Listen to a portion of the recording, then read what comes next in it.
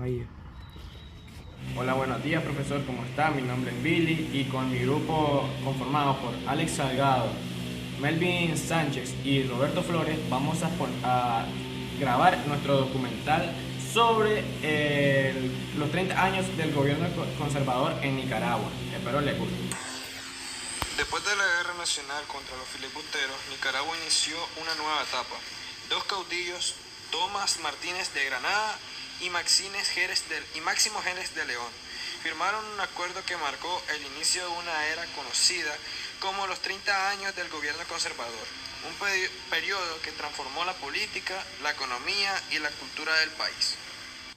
Durante más de 3 décadas, entre 1858 y 1893, Nicaragua vivió una aparente estabilidad bajo el control de las familias conservadoras de Granada.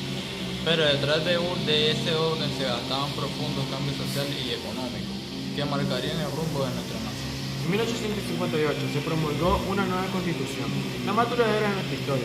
Limitó el poder político a una élite de terratenientes y comerciantes, mientras fortalecía el poder ejecutivo y restablecía la influencia de la Iglesia Católica. De los terratenientes. Los terratenientes eran personas que poseían grandes extensiones de tierra. En esta época eran los grupos más poderosos del país, tanto así que controlaban la agricultura como la ganadería. Ellos tenían una influencia política, especialmente dentro del Partido Conservador. Estos campesinos trabajaban en sus tierras, muchas veces a condiciones difíciles o sin derecho a la propiedad. Constitución de 1858 en Nicaragua. La Constitución de 1858 fue una de las más importantes en la historia de Nicaragua, por varias razones. Uno, se promulgó después del periodo de guerras internas de la intervención extranjera. 2. Estableció un régimen conservador con sede en Granada y dio estabilidad política por varios años. 3. Mantuvo una república representativa y democrática centralista. Reforzó el poder del presidente, pero también mantuvo la división de poderes ejecutivos, legislativos y judicial. 4. Reconocía derechos inolvidables, aunque restringía la participación política a los propietarios y personas con cierto nivel económico o educativo, lo que favorecía a las élites. Durante el tiempo Nicaragua definió mejor sus fronteras tratadas con Cañas, Jerez, con Costa Rica y el Celedón Guay con Gran Bretaña, reafirmando su soberanía sobre el río San Juan y la costa oriental.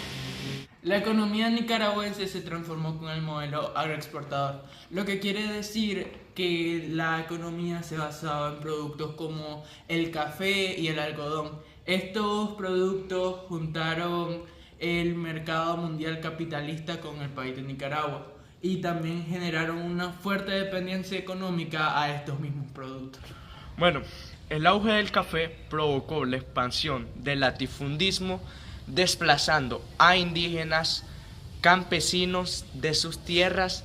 A la vez, el Estado impulsó grandes obras de infraestructura como ferrocarriles, telégrafos, caminos y navegación fluvial, conectando las principales ciudades del país. Dio el número de escuelas creadas. Durante el periodo posterior a la Constitución de 1858, el sistema educativo todavía era muy limitado. Según registros, solo existían unas pocas decenas de escuelas primarias en todo el país, principalmente en las ciudades grandes como Granada, León y Masaya.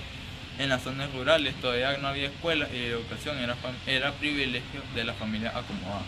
Con el tiempo los gobiernos conservadores promovieron algunas escuelas públicas, pero el acceso sería reducido. El gobierno conservador impulsó la educación pública gratuita y obligatoria, creando escuelas, institutos y universidades en León, Granada y Managua. Se fundó la Biblioteca Nacional y surgieron los primeros textos en la historia de nuestro país, Nicaragua. Fue también la época del nacimiento de la poesía de Rubén Darío, símbolo del modernismo literario. Se abrieron teatros, periódicos y revistas que fortalecieron la identidad cultural de nuestro país de Nicaragua.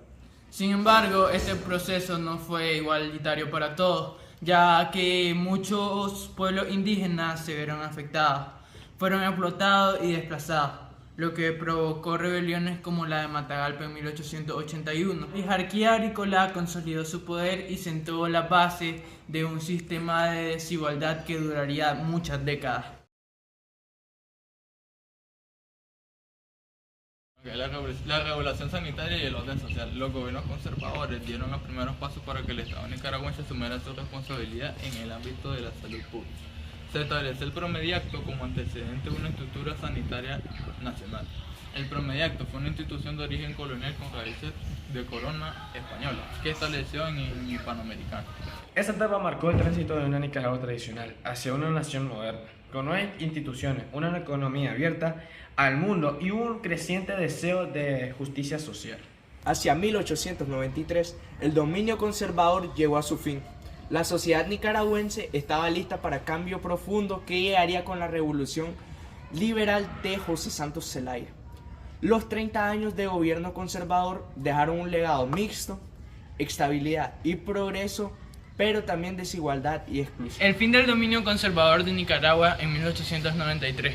La hegemonía conservadora terminó abruptamente con la victoria liberal de José Santos Zelaya, quien derrotó al ejército conservador en 1893.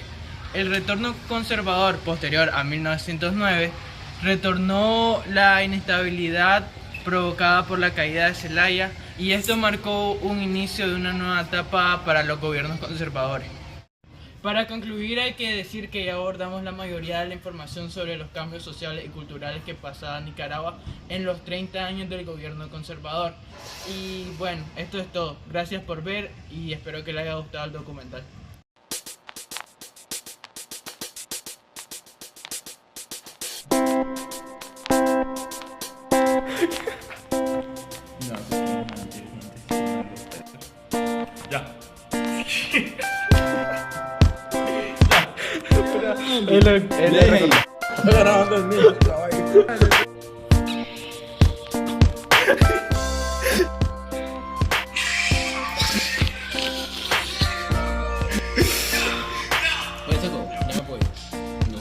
Estamos viendo el detrás de cámara, pero como que te va a ir, hermano.